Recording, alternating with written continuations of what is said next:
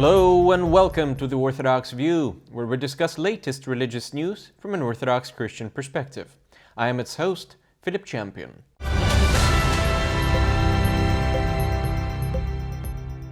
Most French people believe that the white Christians of Europe are at risk of extinction due to the influx of migrants from Muslim and African countries. Such data was provided by the Harris Interactive International Research Center. A survey conducted in France showed that 27% of respondents are confident that migrants will soon replace the white population of France. 61% say this is the most likely consequence of migration. At the same time, 67% of French respondents are concerned about the current situation. The migration crisis that is unfolding on a Polish-Belarusian border has demonstrated a sharp change in the attitude of the population of prosperous European countries towards migrants.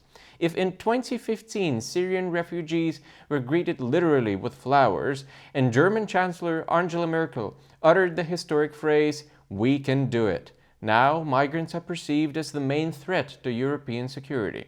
Anti-migrant sentiments are increasing in the countries, and the popularity of right-wing parties is growing.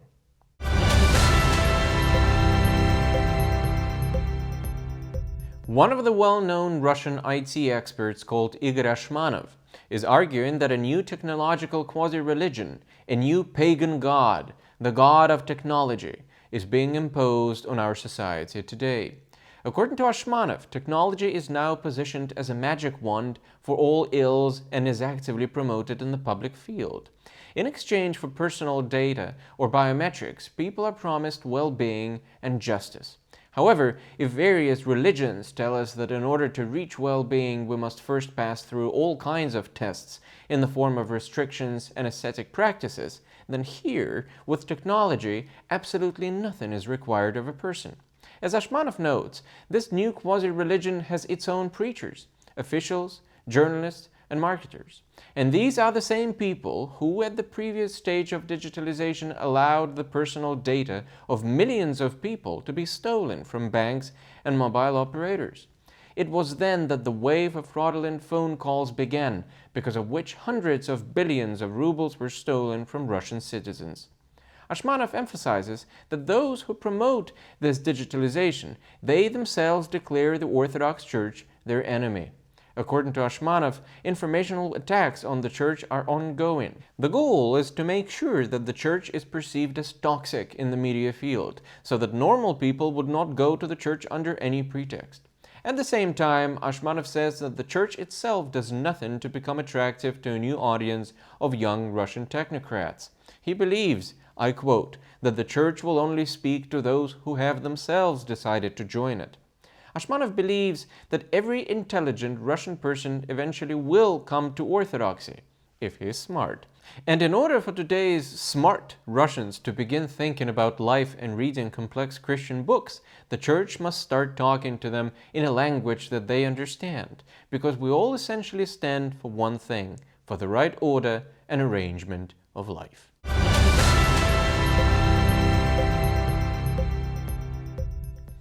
Epifany Dumenko, leader of the Ukrainian schismatic organization called the Orthodox Church of Ukraine, said that his organization will protect the right of communities to voluntarily transfer from the canonical Ukrainian Orthodox Church.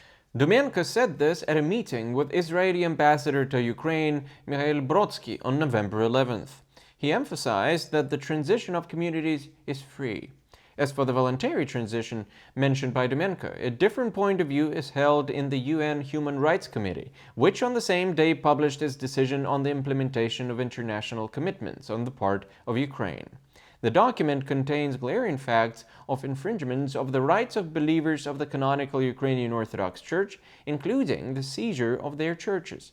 In particular, the following was noted, I quote, "The committee is concerned at reports of violence, intimidation, and acts of vandalism of places of worship in connection with the process of transition in churches and religious communities from the Ukrainian Orthodox Church to the newly established Orthodox Church of Ukraine.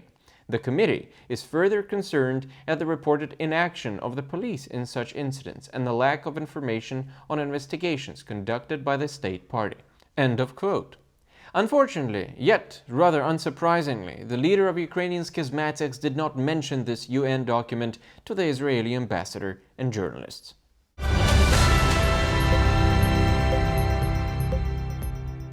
Last week, an academic conference dedicated to schism and conciliarity in Orthodoxy was held in Kiev. Representatives of 7 churches took part in the theological forum that was organized by the canonical Ukrainian Orthodox Church. The main topic, of course, was the current crisis in the Orthodox world and the search for ways to overcome it.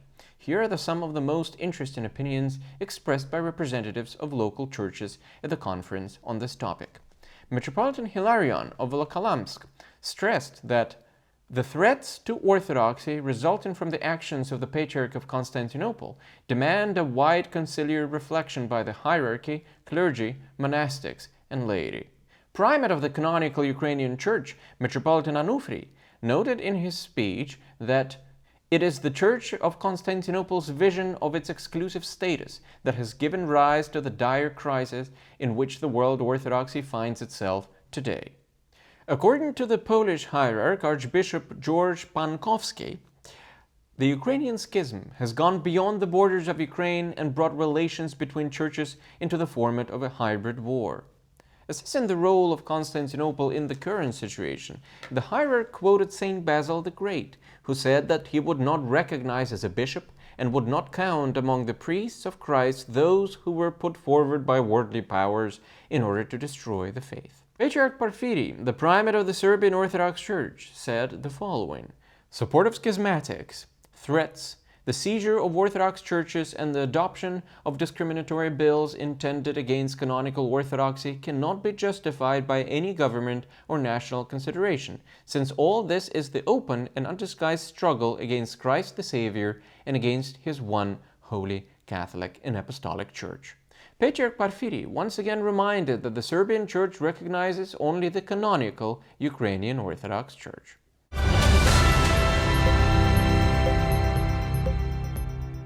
A member of the UN legal department, Mr. Spiros Bazinas, believes that Patriarch Bartholomew not only failed to heal the situation in Ukraine, but, on the contrary, his actions have already led to a split in the entire Orthodox Church. In addition, in his opinion, the split may become irreparable if the United States of America gets tired of the Ukrainian issue. I quote, "If the United States believes that it needs Russia's help in its conflict with China, the Ukrainian issue will be frozen, and the schism, both in Ukraine and in the world orthodoxy, will be perpetuated." The expert also warned Patriarch Bartholomew against participating in political battles. In particular, he stated the following: "The United States wants Ukraine to join NATO and the EU, and thus we're basically waiting for a war, since Russia can neither abandon the Russians or Russian-speaking people of eastern Ukraine, nor agree to the deployment of NATO missiles on its borders. The Ecumenical Patriarchate, by its very nature, does not need to participate in a war." Well, this is all for now. Thank you for your attention, and see you next time on The Orthodox View.